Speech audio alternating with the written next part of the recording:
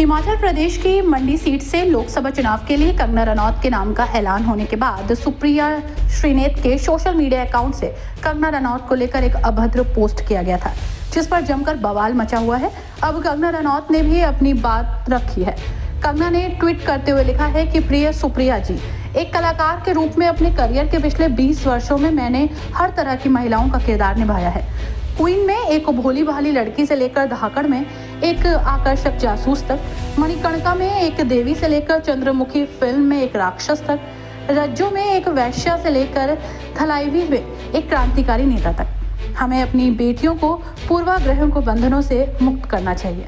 हमें उनके शरीर के अंगों के बारे में जिज्ञासा से ऊपर उठना चाहिए और सबसे ऊपर हमें अपने यौन कर्मियों के चुनौतीपूर्ण जीवन या परिस्थितियों को किसी प्रकार के दुर्व्यवहार या अपमान के रूप में उपयोग करने से बचना चाहिए।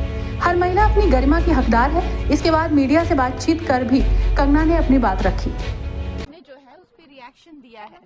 मेरी जो है, मुझे नड्डा जी ने दिल्ली बुलाया है, उनसे मीटिंग होने के बाद ही मैं कोई प्रतिक्रिया आगे दे पाऊंगी। और आप मंडी से चुनाव लड़ने में हैं, कितनी तैयारी है कंगना जी आपकी?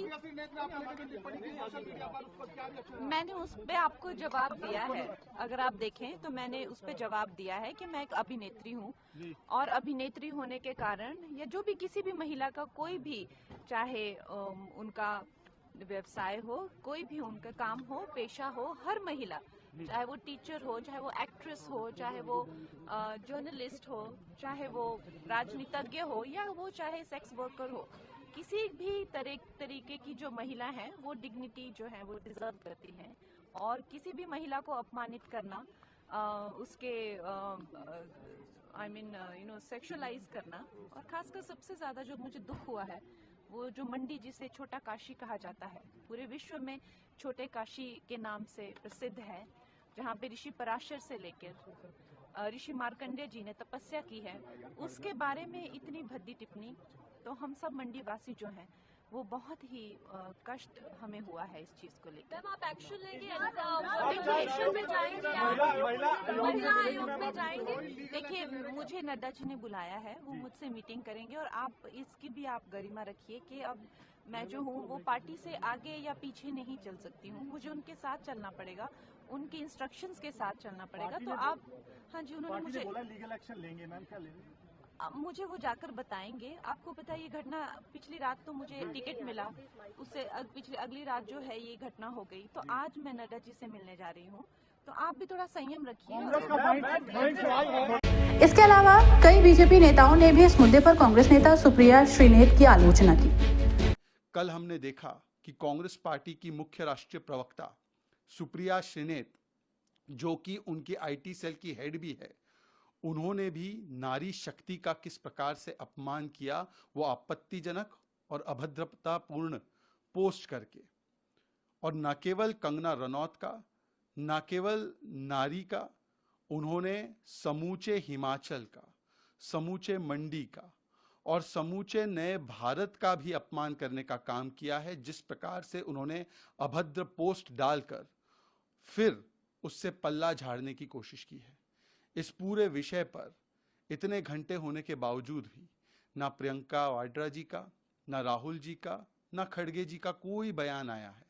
वैसे तो इनकी पार्टी का तथाकथित नारा है, लड़की हूं, लड़ सकती हूं, पर प्रियंका वाड्रा जी, आपकी पार्टी का चलन तो ऐसे लगता है कि लड़की हूं तो क्या कांग्रेस से बच सकती हूं। कभी किसी लड़की का अपमान जैसे कंगना रनौत का किया गया, क्योंकि वो किसी पारिवारिक पृष्ठभूमि से नहीं आती। कभी शांति धारीवाल जैसे व्यक्ति जो कहते हैं कि मर्दों का प्रदेश है, बलात्कार होता रहेगा और राजस्थान नंबर 1 बन जाता है बलात्कार में, तो उसको जायज ठहराते हुए उनको टिकट देना। कभी लाल सिंह जैसे व्यक्ति को, जिसने 8 साल की बच्ची के बलात्कारियों के साथ समर्थन जताने का काम किया था, उसको टिकट दे देना। कभी संदेश खाली पर, जिसमें पूरा देश विचलित था कि शाहजहां शेख ने जिस प्रकार का सेक्सुअल एक्सप्लॉयटेशन किया, उस पर कोई कड़ा बयान देने के बदले खड़गे जी ने आकर उसको जायज ठहराया, क्योंकि बंगाल में आपको गठबंधन करने की आशा थी। मुझे लगता है कि कांग्रेस का तो चरित्र ही बन चुका है महिला विरोध और महिलाओं का अपमान। शाह बानू से लेकर शायरा बानू तक, यूनिफॉर्म सिविल कोड हो या कोई भी महिला सशक्तिकरण का कोई कदम हो, कांग्रेस पार्टी हमेशा उसके खिलाफ रही है और आज एक और प्रमाण सामने निकल कर आया है। जिस प्रकार का वक्तव्य सुप्रिया श्रीनेत की ओर से आया है उनके इंस्टाग्राम पोस्ट के माध्यम से, वो बहाने चाहे लाख बना ले परंतु कोई इन बहानों को मानने से इनकार ही करेगा, क्योंकि सुप्रिया श्रीनेत को यह ना मालूम हो कि ये पोस्ट उनके हैंडल से गया है। इतने घंटों तक वो पोस्ट उनके हैंडल पर रहा, जब तक हमने उसके ऊपर शिकायत नहीं की तब तक उसने हटाया नहीं।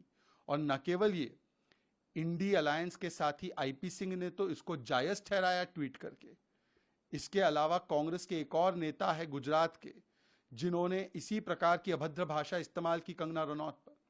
इसके अलावा हमने देखा है कि कांग्रेस के ही इकोसिस्टम से जुड़े हुए कुछ तथाकथित नामी गिनामी लोगों ने भी इस प्रकार की भाषा बोली है। तो क्या ये सब कुछ संयोग से हुआ या ये सोचा समझा प्रयोग था कि कंगना रनौत को, मंडी को, हिमाचल प्रदेश को और नए भारत को एक प्रकार से निशाने पर ले और अपमानित करे?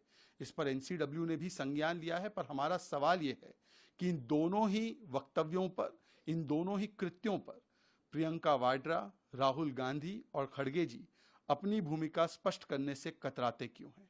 इस पर कार्रवाई करने से कतराते क्यों हैं? इन दोनों पर कार्रवाई होनी चाहिए, सख्त कार्रवाई होनी चाहिए। और हम इलेक्शन कमीशन से भी निवेदन करते हैं कि इन दोनों पर कार्रवाई जरूर की जाए। साथ ही राष्ट्रीय महिला आयोग की अध्यक्ष रेखा शर्मा ने भी इस बयान को दुर्भाग्यपूर्ण बताया। It is very unfortunate that a woman is using such derogatory language against another woman. I have taken it very seriously. NCW has taken it very seriously. We have written to the Election Commission to take stringent action against the party and also against this leader.